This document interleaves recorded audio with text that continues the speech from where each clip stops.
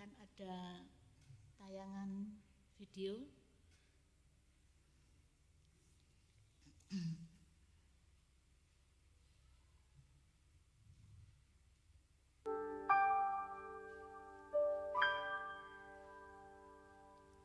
Hidup ini adalah kesempatan.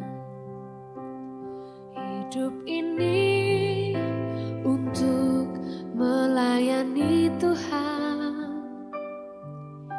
Jangan sia-siakan waktu yang Tuhan beri. Hidup ini hanya sementara. Sekuntum bunga di pagi hari, mekar indah harum di padang yang hijau.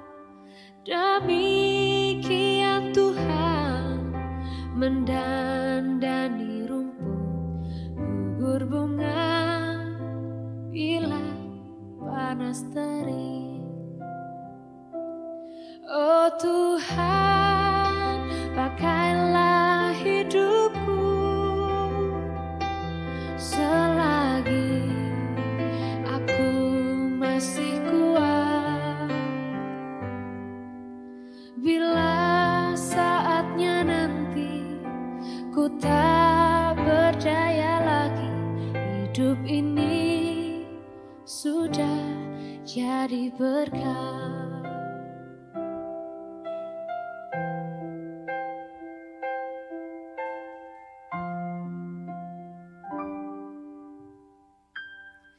Hidup ini adalah kesempatan.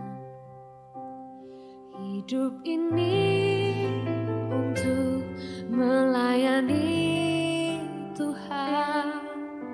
Jangan sia-siakan waktu yang Tuhan beri. Hidup ini hanya sementara. Oh Tuhan, pakailah hidupku selagi aku masih kuat. Bila saatnya nanti ku tak berdaya lagi, hidup ini sudah jadi berkah.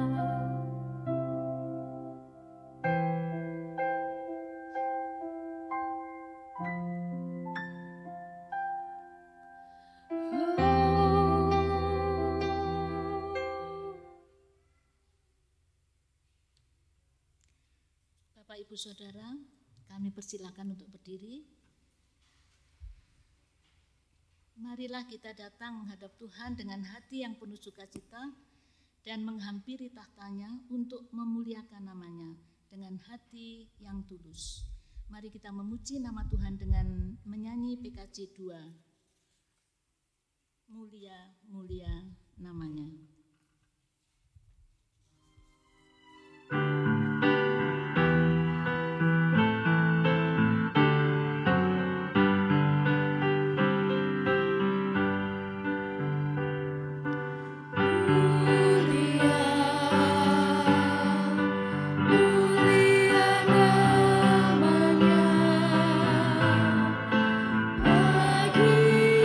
Yesus, kemuliaan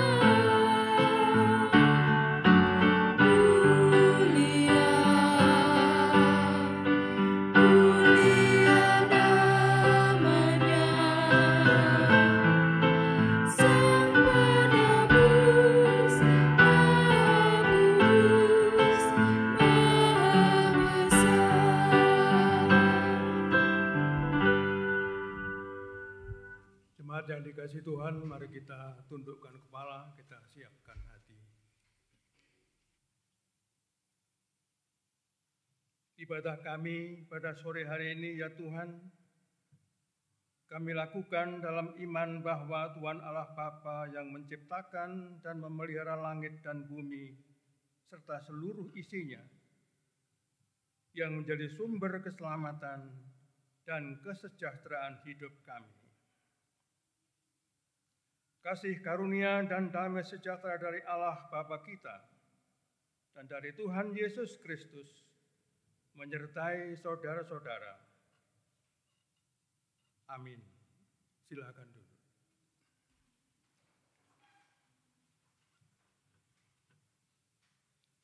Jemaat yang dikasihi Tuhan, tema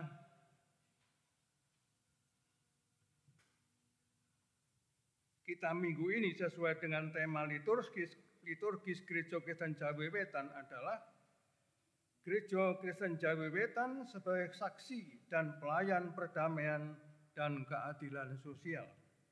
Dan tema khotbah saat ini adalah momen pemberdayaan. Mari Bapak Ibu kita sambut dengan Kidung Jemaat 432 bait 1 dan 2.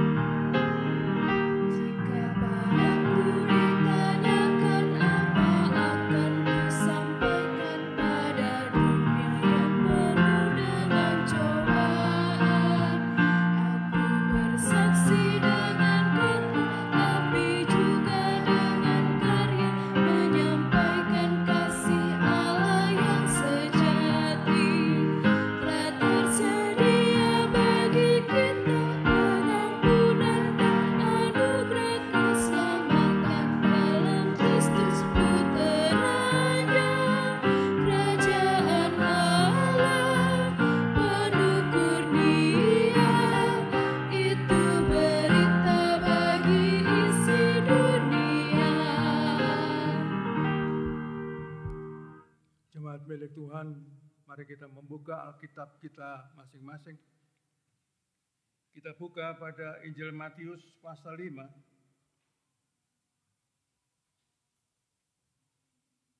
Kita perhatikan ayat 43 sampai 48. Saya ulangi, Injil Matius pasal 5. Ayat 43 sampai 48. Yang demikian bunyinya. Kamu telah mendengar firman, kasihilah sesamamu manusia dan bencilah musuhmu. Tetapi aku berkata kepadamu, kasihilah musuhmu dan berdoalah bagi mereka yang menganiaya kamu. Karena dengan demikianlah kamu menjadi anak-anak Bapamu yang di surga, yang menerbitkan matahari bagi orang yang jahat dan orang yang baik, dan menurunkan hujan bagi orang yang benar dan orang yang tidak benar. Apabila kamu mengasihi orang yang mengasihi kamu, apakah upahmu? Bukankah pemungut cukai juga berbuat demikian? Dan apabila kamu hanya memberi salam kepada saudara-saudaramu saja, apakah lebihnya daripada perbuatan orang lain? Bukankah orang yang tidak mengenal Allah pun berbuat demikian? Karena itu haruslah kamu sempurna, sama seperti Bapamu yang di surga adalah sempurna. Bapak, Ibu, dan saudara sekalian, firman Tuhan petang hari ini untuk kita adalah firman yang sangat ideal. Karena kita dituntut untuk sempurna. Bisakah kita? Jawabannya jelas, tidak. Tetapi itu tidak berarti bahwa kita tidak berbuat apa-apa. Tuhan memang memberikan target yang ideal. Tanpa target yang ideal itu, tidak ada upaya apa-apa dari manusia. Tanpa yang ideal itu manusia akan kehilangan orientasi. Yesus memberikan kita kehidupan yang ideal. Dan apa yang kita lakukan? Kita berusaha ke sana. Itulah yang dilakukan, itu yang dituntut oleh Kristus. Kristus menuntut kita untuk melakukan, menuju sesuatu yang ideal, yang menjadi cita-cita Yesus itu. Tuhan tidak menuntut kita sempurna. Yang Tuhan tuntut adalah belajarlah menuju kesempurnaan. Bapak Ibu, apakah kita berusaha? Itu pertanyaan saya. Apakah kita berupaya dengan sungguh-sungguh bahwa kita menuju ke kesempurnaan? Mari kita mohon kepada Tuhan di dalam doa.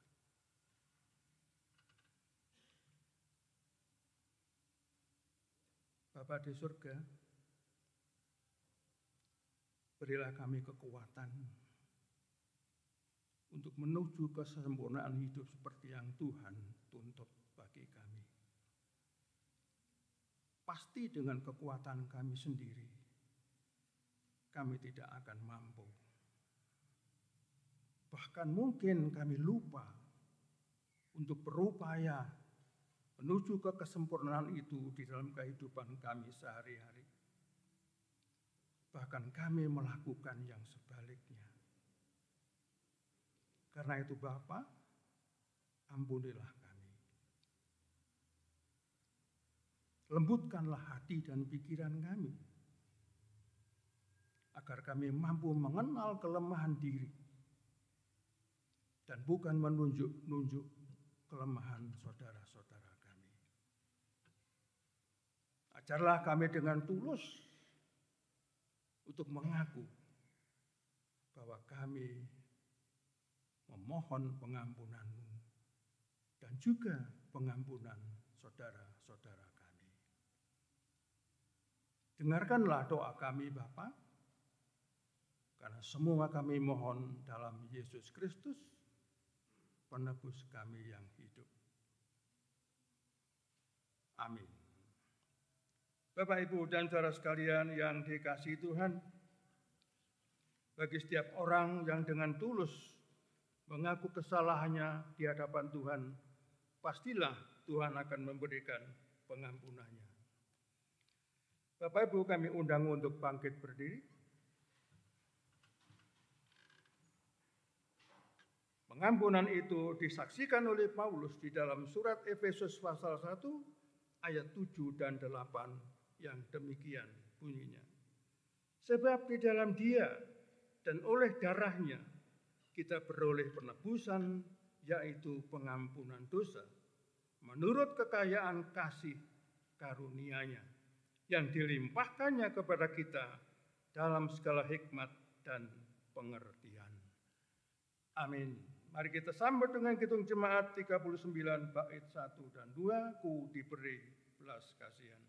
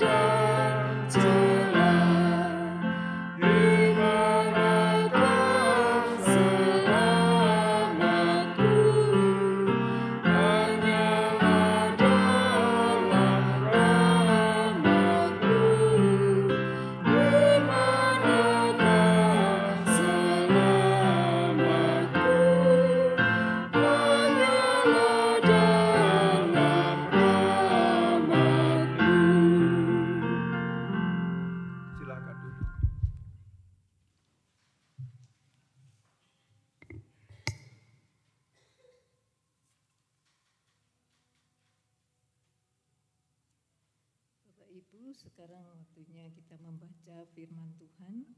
Sebelumnya mari kita berdoa. Mari kita berdoa. Ya Bapa, kami mengucapkan syukur atas kemurahan-Mu dari pagi hingga petang ini.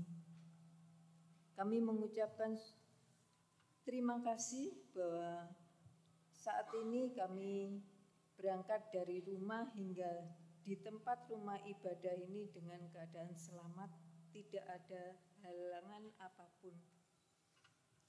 Ya Bapa, di sore hari ini kita diberi kesempatan untuk membaca firman-Mu, firman yang akan kami dengarkan, beberapa firman dari-Mu yang akan kami baca di kegiatan ibadah ini. Kiranya ya Tuhan, apa yang disampaikan oleh Bapak Pendeta Emeritus Imam Santoso Puro STH dapat menjadikan petunjuk bagi kami untuk memutuskan jalan hidup menjadi penyemangat dan sumber pemahaman akan kehidupan. Oleh karena itu, biarkanlah dan izinkanlah kami jadi pendengar yang baik. Berkatilah kami agar dapat fokus sehingga bisa memahami maksud yang terkandung dalam firman-Mu. Dalam nama Tuhan Yesus Kristus kami berdoa. Amin. Sebelum kita membaca firman, kita memuji dari PKJ 255, firman-Mu ku pegang selalu.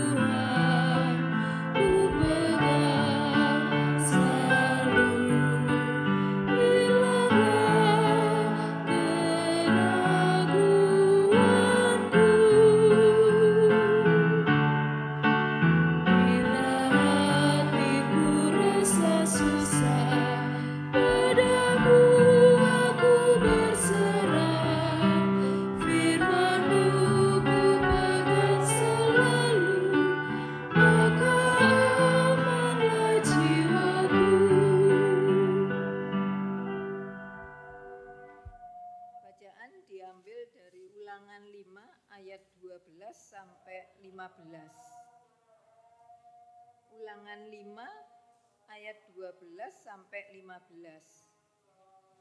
Begini firman-Nya. Tetaplah ingat dan kuduskanlah hari Sabat seperti yang diperintahkan kepadamu oleh Tuhan Allahmu. 6 hari lamanya engkau akan bekerja dan melakukan segala pekerjaanmu. Tetapi hari ke-7 adalah hari Sabat Tuhan Allahmu, maka jangan melakukan sesuatu pekerjaan. Engkau atau anakmu laki-laki, atau anakmu perempuan, atau hambamu laki-laki, atau hambamu perempuan, atau lembumu, atau keledaimu, atau hewanmu, yang manapun, atau orang asing yang di tempat kediamanmu, supaya hambamu laki-laki dan hambamu perempuan berhenti seperti engkau juga. Sebab haruslah kau ingat bahwa engkau pun dahulu budak di tanah Mesir dan engkau dibawa keluar dari sana oleh Tuhan Allahmu dengan tangan yang kuat dan lengan yang teracung. Itulah sebabnya Tuhan Allahmu memerintahkan engkau merayakan hari Sabat. Demikian firman Tuhan.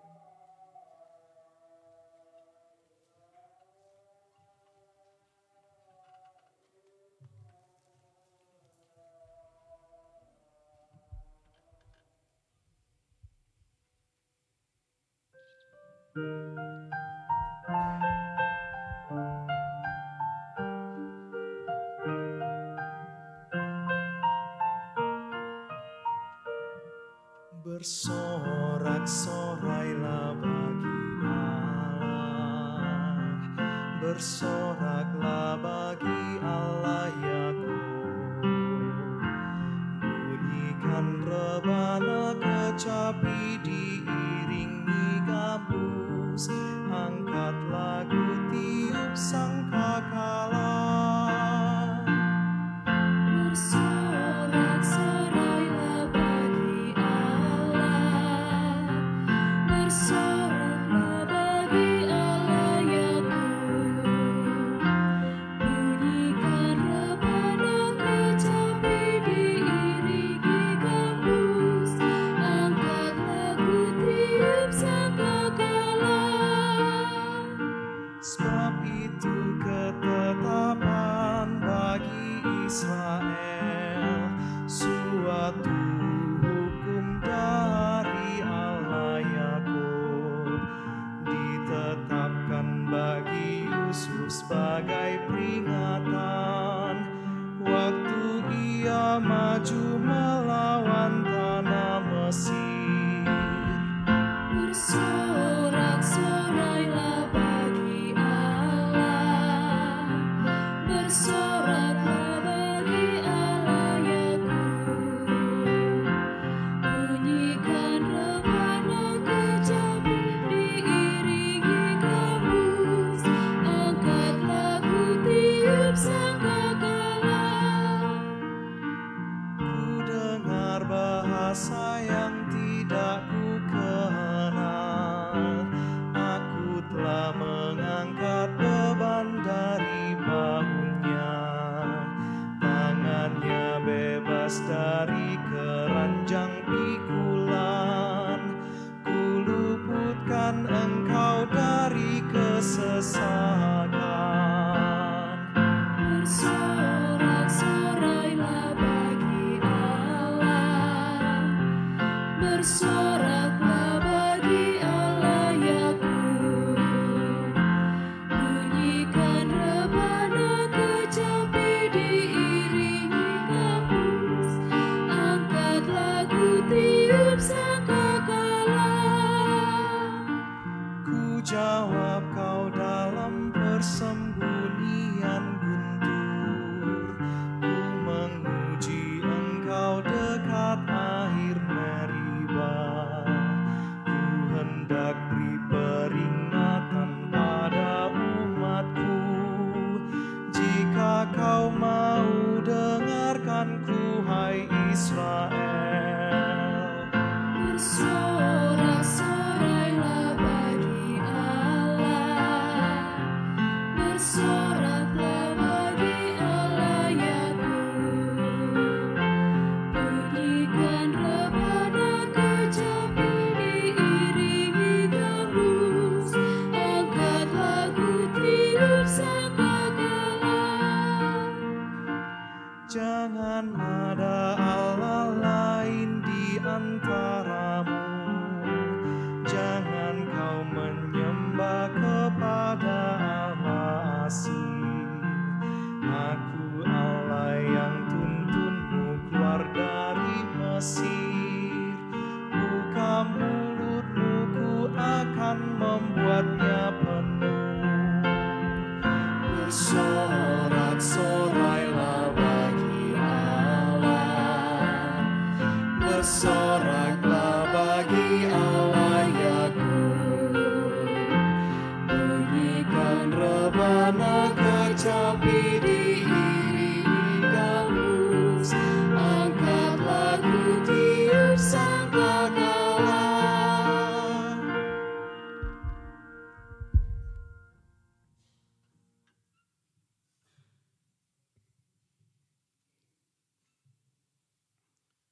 Bacaan yang kedua dari 2 Korintus 4 ayat 5 sampai ayat 12. 2 Korintus 4 ayat 5 sampai 12 yang demikian. Sebab bukan diri kami yang kami beritakan, tetapi Yesus Kristus sebagai Tuhan dan diri kami sebagai hamba-Mu karena kehendak Yesus. Sebab Allah yang telah berfirman, dari dalam gelap akan terbit terang, Ia juga yang membuat terangnya bercahaya di dalam hati kita, supaya kita beroleh terang dari pengetahuan tentang kemuliaan Allah yang nampak pada wajah Kristus. Tetapi harta ini kami punyai dalam bejana tanah liat, supaya nyata bahwa kekuatan yang melimpah-limpah itu berasal dari Allah, bukan dari diri kami. Dalam segala hal kami ditindas, namun tidak terjepit. Kami habis akal, namun tidak putus asa. Kami dianiaya, namun tidak ditinggalkan sendirian. Kami dihempaskan, namun tidak binasa. Kami senantiasa membawa kematian Yesus di dalam tubuh kami, supaya kehidupan Yesus juga menjadi nyata di dalam tubuh kami. Sebab kami yang masih hidup ini terus-menerus diserahkan kepada maut karena Yesus, supaya juga hidup Yesus menjadi nyata di dalam tubuh kami yang fana ini. Maka demikianlah maut giat di dalam diri kami, dan hidup giat di dalam kamu. Demikian firman Tuhan. Inilah permulaan Injil Yesus Kristus.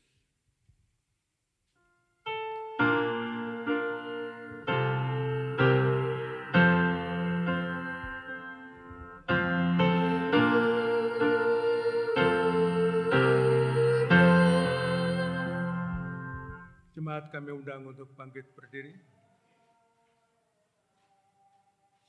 Injil Yesus Kristus petang hari ini terambil dari Injil Markus 2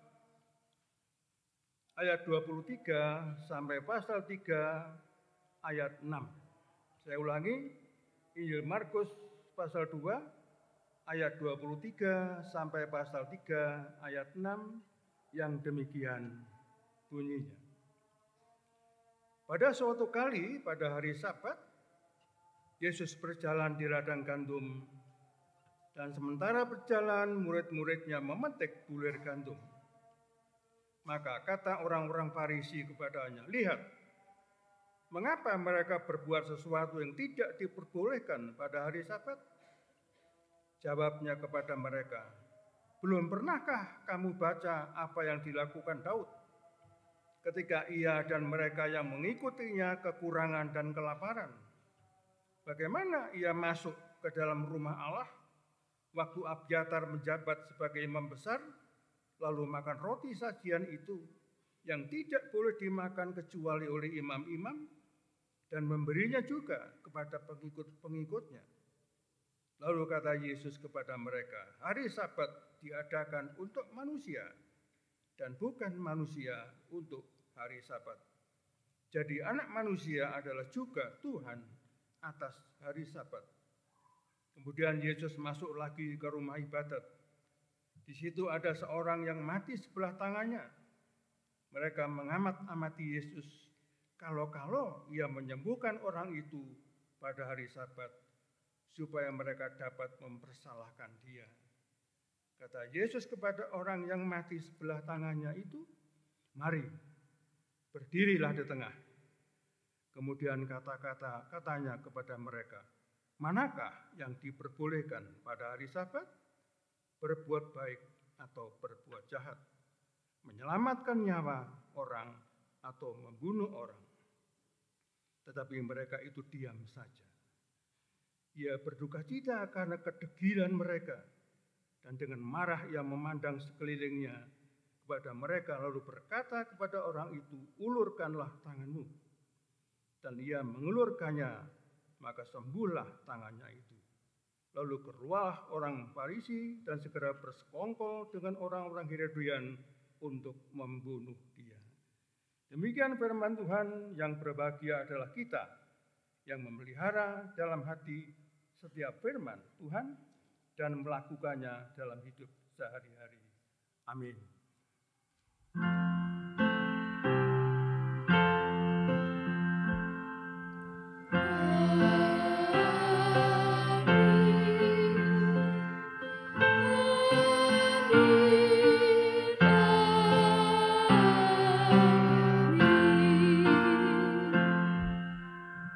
Silakan duduk.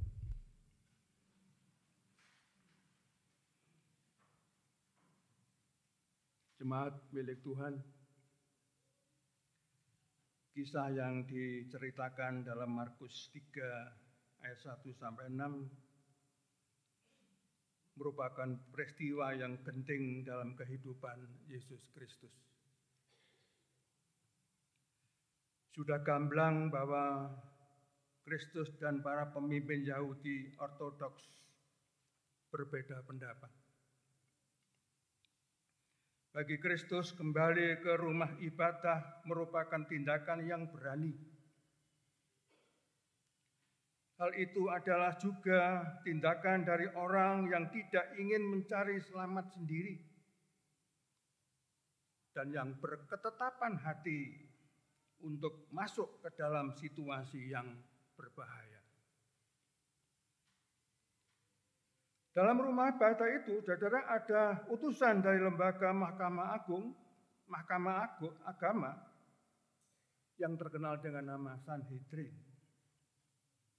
Tidak ada orang yang dapat luput dari mereka, sebab dalam rumah ibadah tempat duduk di bagian depan adalah tempat terhormat dan mereka pasti duduk di situ. Anggota Sanhedrin ini berkewajiban untuk berurusan dengan siapa saja yang mungkin akan menyesatkan umat dan membujuk mereka menyimpang dari jalan yang sebenarnya. Itulah persisnya yang dilakukan oleh anggota Sanhedrin. Mereka berada di rumah ibadah bukan untuk beribadah, bukan untuk memahami firman Tuhan, tetapi untuk mengawasi setiap gerak-gerik Yesus. Jadi tahu apakah anggota Sanhedrin itu ada di jemaat kita sekarang. Nang gereja tapi sing diawat-awati, sing melayani keliru apa ora. Utawa dicateti. Ya saudara, mereka berada di rumah ibadah bukan untuk beribadah dan belajar firman Tuhan, akan tetapi mengawasi setiap gerak-gerik Yesus Kristus. Dan di dalam rumah ibadah itu ada seorang yang lumpuh sebelah tangannya. Menurut sebuah tradisi, Bapak Ibu sekalian, orang tersebut adalah seorang tukang batu. Dan bahwa ia datang memohon Yesus menolongnya karena nafkah hidupnya bergantung pada kedua tangannya. Dan ia malu untuk menjadi pengemis. Apabila Kristus adalah seorang yang was-was, yang terlalu berhati-hati, tentu beliau akan berupaya sedemikian rupa sehingga tidak bertemu dengan orang mati sebelah tangannya ini. Karena apa? Karena Yesus perso bahwa menyembuhkan orang ini adalah sama dengan mencari gara-gara. Jemaat milik Tuhan, hari itu adalah hari Sabat. Semua pekerjaan dilarang dan menyembuhkan orang dari penyakitnya juga termasuk pekerjaan. Mungkin bagi kita sulit untuk memahami peraturan ini. Aneh-aneh wong Yahudi. Sikap orang Yahudi Ortodoks tentang hari Sabat sangatlah kaku dan jelimet. Dan Yesus perso bahwa keadaan orang yang mati sebelah tangannya ini sebenarnya belum termasuk gawat darurat. Belum. Secara klinis, ia tidak akan lebih parah kalau dibiarkan menunggu sampai hari esok. Namun bagi Yesus, saudara, hal itu adalah sebuah ujian. Beliau menanganinya dengan baik dan tepat. Beliau menyuruh orang itu untuk bangkit dan keluar dari tempat duduknya dan berdiri di tempat yang bisa dilihat oleh semua orang. Apa kersane? Besar kemungkinan Kristus ingin membangkitkan rasa simpati orang banyak terhadap orang yang sakit ini. Dengan memperlihatkan keadaannya yang sesungguhnya. Kemudian Kristus menanyakan 2 pertanyaan kepada tokoh-tokoh Yahudi tersebut. Manakah yang diperbolehkan pada hari Sabat? Berbuat baik atau berbuat jahat? Saudara, dengan pertanyaan itu Kristus menggiring mereka ke dalam suatu dilema. Gak jawab salah, jawab salah. Mereka terdesak untuk mengakui bahwa memang diperbolehkan untuk berbuat baik. Dan tindakan baiklah yang akan dilakukan oleh Kristus. Mereka terdesak untuk mengatakan bahwa berbuat jahat itu tidak diperbolehkan. Hal ini berarti bahwa membiarkan seseorang dalam keadaan cacat adalah jahat bila kita dimampukan untuk menolongnya. Catatan. Membiarkan orang dalam keadaan cacat dan sakit adalah jahat. Bila orang dimungkinkan untuk bisa menolongnya. Ini ditujukan Yesus bukan hanya untuk orang Farisi, tapi juga untuk orang sekarang. Sudah dihantui, dijiwai oleh jiwa acuh tak acuh. Saudara, kemudian Kristus bertanya ulang, manakah yang diperbolehkan menyelamatkan nyawa orang atau membunuh orang? Di sini, saudara, Yesus masuk pada inti persoalan. Beliau sedang mengambil langkah untuk menolong kehidupan orang cacat ini. Sementara itu, tokoh-tokoh Yahudi tadi sadar atau tidak, sedang memikirkan cara untuk mencelakai orang cacat ini. Mengapa demikian? Sebab dengan mentaati secara kaku peraturan hari Sabat, berarti membiarkan orang cacat itu tetap tinggal dalam cacatnya, dan itu adalah tindakan jahat.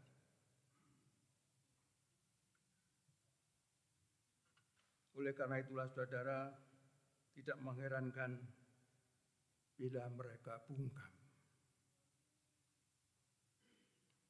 Membiarkan orang tetap tinggal dalam cacatnya, itu bukan sekedar acuh tak acuh.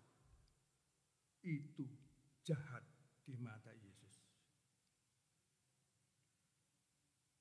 Kemudian Kristus dengan perkataan yang penuh kuasa menyembuhkan orang itu. Jemaat milik Tuhan, bagi orang Farisi, agama adalah ritus. Tindakan-tindakan ritual. Agama berarti mematuhi peraturan-peraturan dan ketentuan-ketentuan tertentu. Dan Kristus melanggar peraturan itu. Dalam pasal yang sebelumnya, Markus 2 ayat 23-28, Yesus membolehkan para muridnya memetik bulir-bulir gandum pada hari Sabat. Oleh karena itulah saudara, orang Farisi yakin sepenuhnya bahwa Kristus adalah buruk. Hal ini sama halnya dengan orang yang berpendapat bahwa agama itu adalah sebatas pergi ke rumah ibadah, membaca kitab suci, mentaati peraturan-peraturan agama, dan hal-hal ritual lainnya. Apakah ini salah? Sama sekali tidak.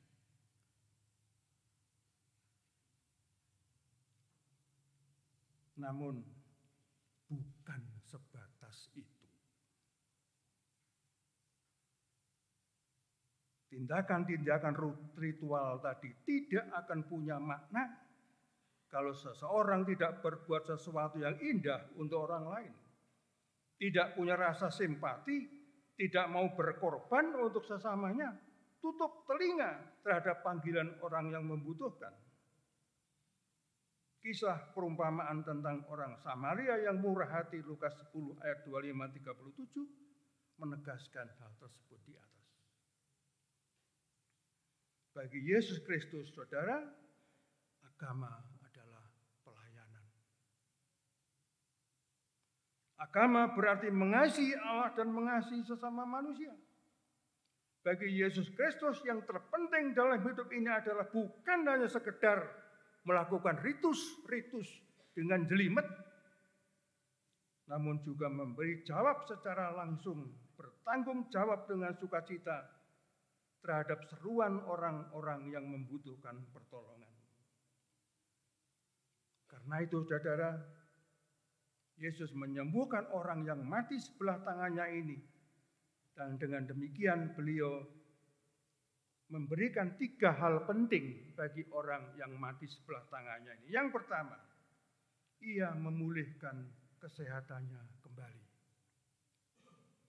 Kristus sangat memperhatikan tubuh manusia. Siapapun yang dengan tulus menyembuhkan sesamanya adalah orang yang menjadi rekan kerja Allah. Penyembuhan tubuh manusia adalah tugas yang berasal dari Allah. Sama seperti penyembuhan jiwa manusia, tugas dari Allah. Yang kedua, karena Kristus memulihkan kesehatannya, beliau juga mengembalikan pekerjaan orang itu kepadanya. Dalam pekerjaan itulah orang yang mati sebelah tangannya itu menemukan jati dirinya sebagai manusia normal. Yang ketiga, saudara, karena Kristus memulihkan kesehatan dan pekerjaannya, maka beliau memulihkan harga dirinya. Seseorang menjadi manusia kembali ketika di atas kedua kakinya dan kedua tangannya, ia dapat menghadapi kehidupan dengan berani dan kemandiriannya mencukupi kebutuhannya sendiri dan juga mencukupi kebutuhan orang lain juga. Sehingga, saudara, pelayanan adalah proses memberdayakan. Sekali lagi saya ulangi, pelayanan adalah proses memberdayakan. Dan itulah tugas panggilan kita. Lebih-lebih dalam rangka dauran nanti, Tuhan akan memilih saudara-saudara yang dipercaya untuk mengelola pekerjaan Tuhan ini. Pelayanan adalah proses memberdayakan. Karena proses tidak pernah berhenti. Amin.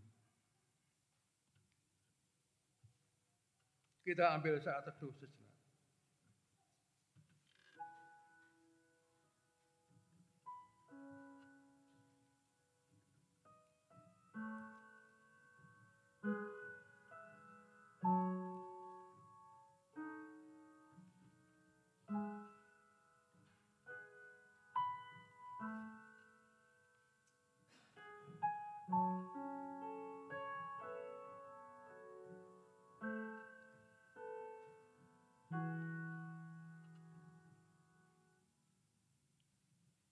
Kita akan ikut pujian yang dipersembahkan oleh warga kelompok 8 dengan judul Ojo Sumlang Bab Uripmu.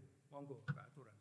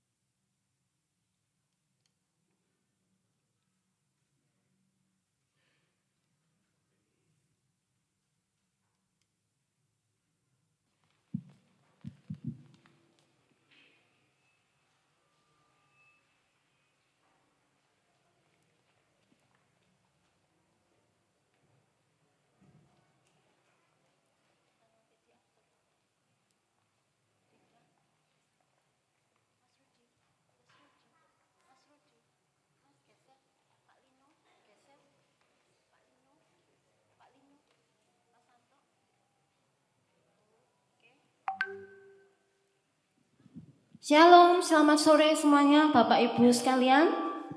Saya mewakili Bapak Kepala Suku saya, kami Bapak Aryono, ingin menyampaikan berpatah-patah kata ya. Sebelum kami memberikan persembahan pujian, biasanya saya itu membawa rombongan para kerucil-kerucil. Ini luar biasa, saya membawa rombongan oma-oma, opa-opa, Pak D, Bude, dan juga ada kerucilnya, lengkap di sini. Mulai dari tahun 40, 50, 60, 70, 80, 90, dan tahun 2000. Kami adalah rombongan kelompok 8. Inilah wajah-wajah kelompok 8 yang biasanya datang di Petuen. Biasanya seperti ini dan lebih banyak lagi. Jadi kami ingin memberikan persembahan pujian berjudul Ojo Sumblang Bab Uripmu adalah lagu wajib kelompok 8 yang kami nyanyikan setelah ibadah Petuen. Sebelum kami memberikan persembahan, saya akan memberikan satu pantun untuk panjenengan semua. Buah manggis, buah kedondong, enaknya diajak jalan-jalan ke Pulau Kalimantan. Kami datang berbondong-bondong, inilah kami warga kelompok 8. Sudah siap Bapak Ibu semuanya? Oke, monggo musiknya.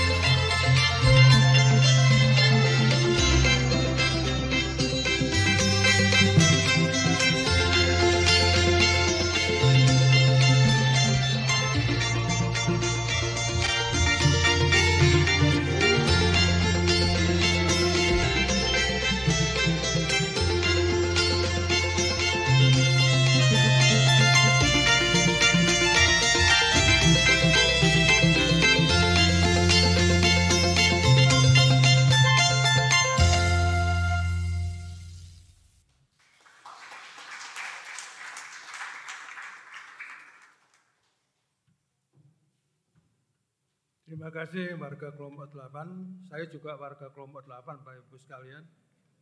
Tapi mau ikut Rodok Sulkan.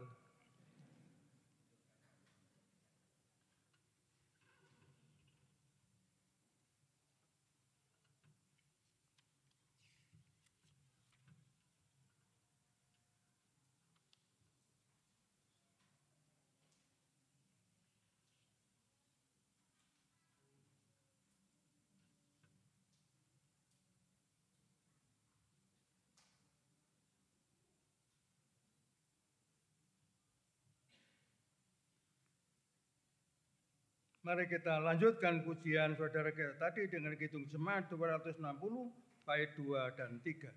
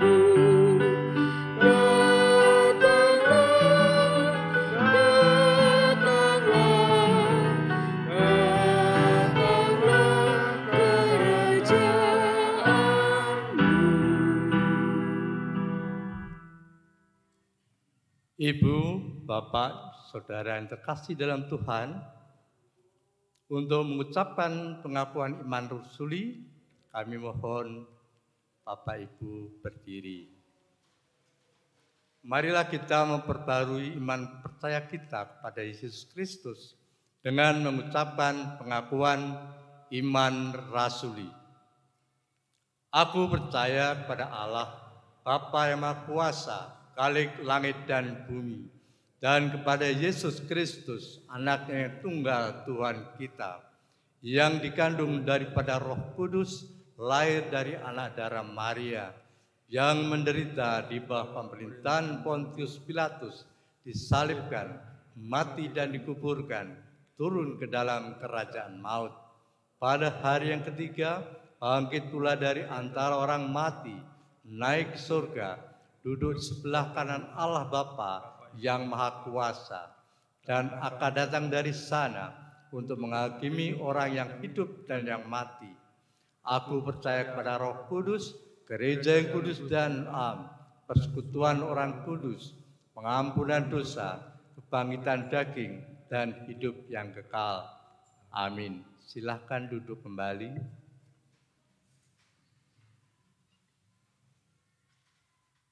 Mari Bapak Ibu kita masuk dalam doa sapa.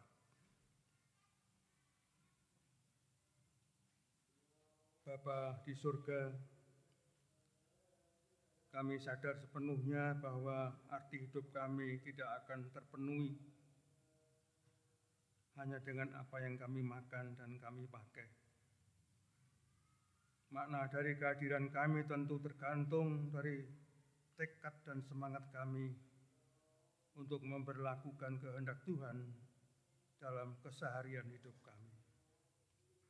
Tolonglah kami dengan kuasa Roh Kudus-Mu, agar melalui kami firman dan karya Tuhan berlaku di dalam kehidupan kami sehari-hari. Tuhan Bapa Surgawi, kami juga memohon untuk bangsa, negara, dan para pemerintah kami, dari tingkat pusat sampai pedesaan. Berikan kepada mereka kebijaksanaan dan tekad yang kuat untuk melayani warga negara dengan jujur, bersih, dan setia. Wujudkanlah persatuan melalui kami yang memang berbeda, baik suku, bahasa, agama, dan yang lain-lain yang membedakan kami satu dengan yang lain. Bapa Surgawi, basmilah yang jahat di negeri kami. Semua dusta, benci, dan tipu. Tumpaslah dengan roh kebijaksanaan Bapa, agar datanglah kerajaan Bapa yang dapat dinikmati oleh semua warga negara tanpa kecuali. Bapa di surga, kami juga teringat akan Badan Gereja Kristen Jawi Wetan yang bergerak di bidang pendidikan dan kesehatan. Bapak Surgawi, kami tidak tahu apa yang akan terjadi di hari-hari mendatang. Tapi dua badan itu adalah upaya kami Gereja Kristen Jawi Wetan untuk ikut terlibat di dalam melayani masyarakat, khususnya di bidang kesehatan dan pendidikan. Bapa, kami berdoa untuk saudara-saudara kami yang berlelah-lelah untuk mengatur, mengurus, dan melayani dua badan itu. Berikan mereka roh kebijaksanaan, agar supaya melalui pelayanan mereka, dua badan Gereja Kristen Jawi Wetan itu mendapat respon positif dari masyarakat sekitar. Dan biarlah melalui dua badan itu, nama Tuhan dimuliakan dan pekerjaan Tuhan diberlakukan di tengah-tengah kehidupan bangsa dan negara. Bapak Surgawi, kami juga memohon untuk saudara-saudara sepelayanan, baik lingkup jemaat daerah maupun majelis agung. Bimbing mereka dengan roh kebijaksanaan, lengkapi mereka dengan kecakapan, keterampilan yang dibutuhkan, agar melalui pelayanan mereka, gereja dan jemaat Tuhan semakin semarak dengan pribadi-pribadi yang dengan sukacita mempersembahkan talentanya bagi pembangunan tubuh Kristus. Kami mohon untuk ibu, bapak, saudara kami yang sedang mengalami kesulitan dan kesakitan akibat kekuatan raga yang melemah, baik karena sakit maupun usia lanjut. Demikian pula untuk yang sedang menanggung beban hidup yang berat dan yang sedang ada dalam pencobaan, mohon jangan tegakan mereka ya Bapa, kiranya berkenan mengulurkan tangan serta menjamah raga, akal budi, hati dan jiwa mereka. Pastilah mereka akan menerima kembali kekuatan, kesehatan jiwa raga yang mereka harapkan. Bapa Surgawi, kami juga memohon untuk masing-masing keluarga, warga Gereja Kristen Jawi Wetan Jemaat Malang, baik yang tinggal di Malang maupun yang tinggal di luar kota Malang. Karuniai mereka dengan kekuatan lahir batin dan kebijaksanaan, agar mereka dapat melakukan tugas-tugas rutinnya dengan sukacita dan tanggung jawab. Iringi kegiatan mereka dengan berkat, sehingga masing-masing keluarga ini tercukupi kebutuhannya sehari-hari. Dan apabila sewaktu-waktu mereka berhadapan dengan kesulitan dan pergumulan hidup, cerai hati dan akal budi mereka dengan terang Roh Kudus, agar mereka dimampukan untuk mengatasi kesulitan dan pergumulan itu dengan bijaksana.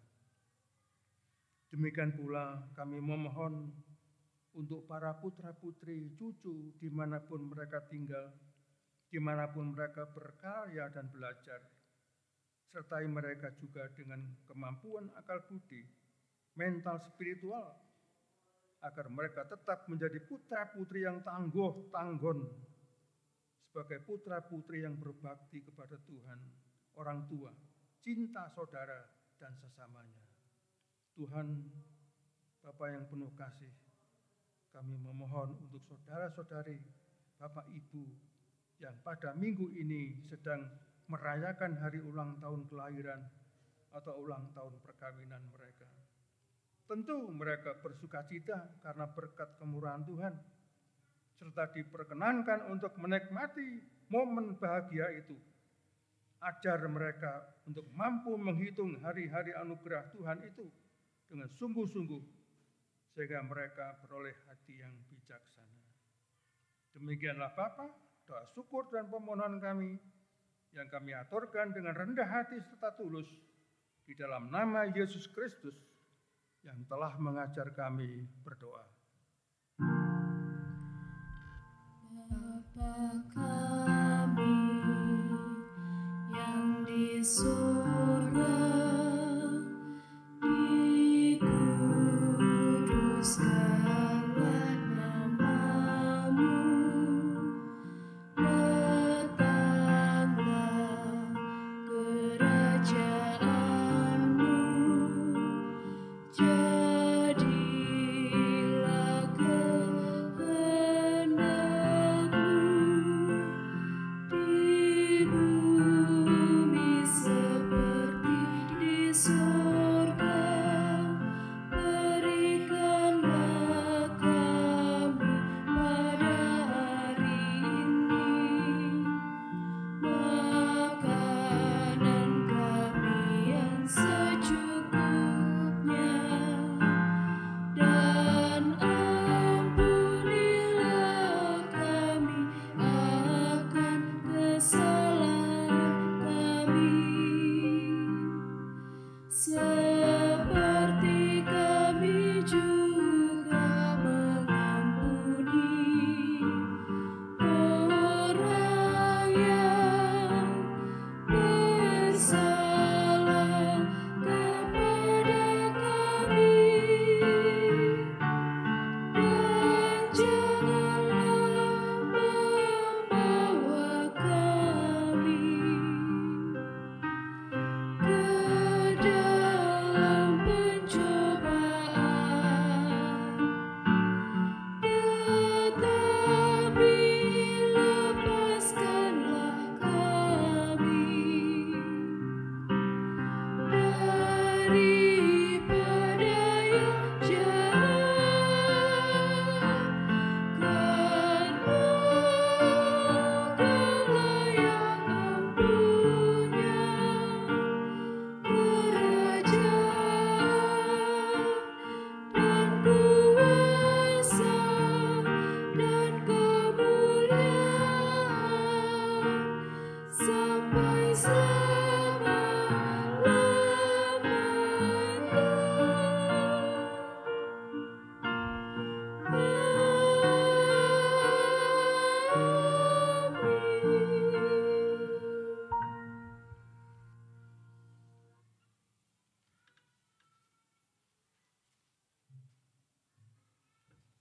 Jemaat yang dikasihi Tuhan, tiba saatnya kita akan memberikan persembahan semata karena penyertaan dan anugerahnya kita dimampukan untuk menikmati kasih Tuhan sampai hari ini.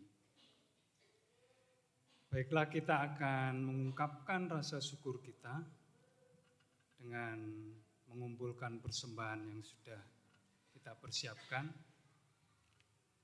Untuk mendasari di dalam kita mempersembahkan ada firman Tuhan yang terambil dari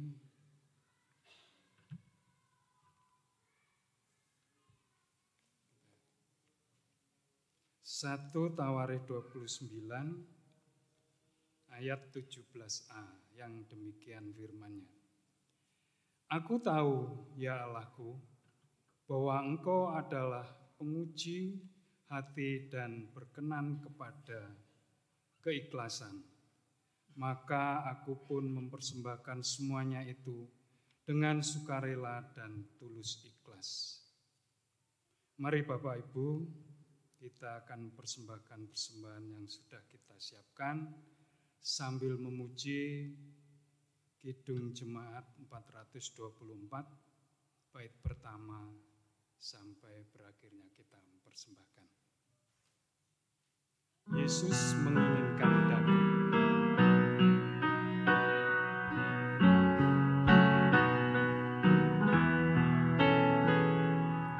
Yesus menginginkan daku bersinar baginya, dimanapun ku berada.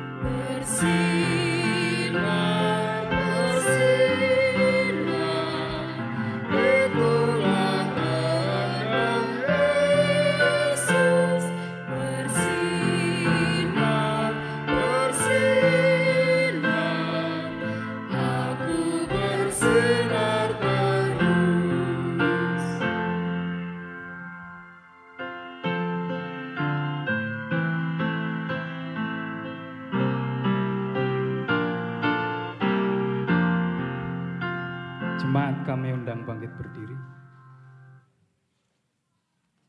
Mari kita berdoa.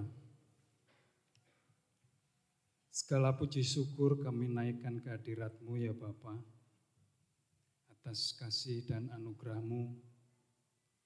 Kami boleh merasakan sukacita di dalam kami membangun ibadah sore petang ini. Terlebih ya Tuhan, kami boleh mengungkapkan rasa syukur kami karena besar anugerah-Mu dalam penyertaan kehidupan, setiap kehidupan kami. Berkati apa yang sudah kami persembahkan, kiranya boleh layak untuk kami pakai di dalam membangun kerajaan Tuhan. Berkati juga tangan-tangan yang mengelola, berikan hikmat, bijaksanaan, agar apa yang boleh kami persembahkan ini baik untuk kemuliaan nama Tuhan. Di dalam nama Tuhan kami Yesus Kristus kami berdoa. Amin.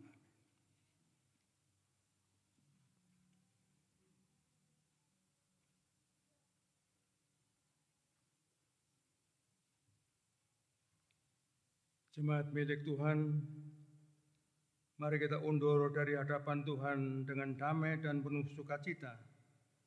Kita jalani hidup kita dengan ucapan syukur. PKJ 185, bait 1 dan 5.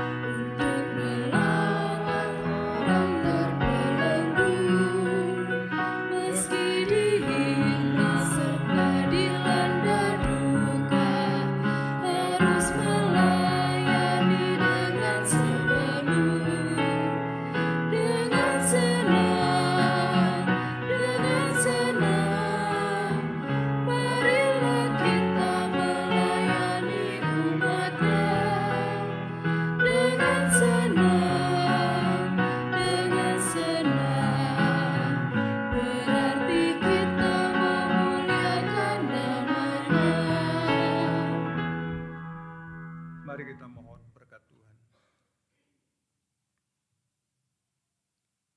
Tuhan memberkati jemaat dan melindungi jemaat. Tuhan menyinari jemaat dengan wajah-Nya dan memberi jemaat kasih karunia. Tuhan menghadapkan wajah-Nya kepada jemaat dan memberi jemaat damai sejahtera. Amin.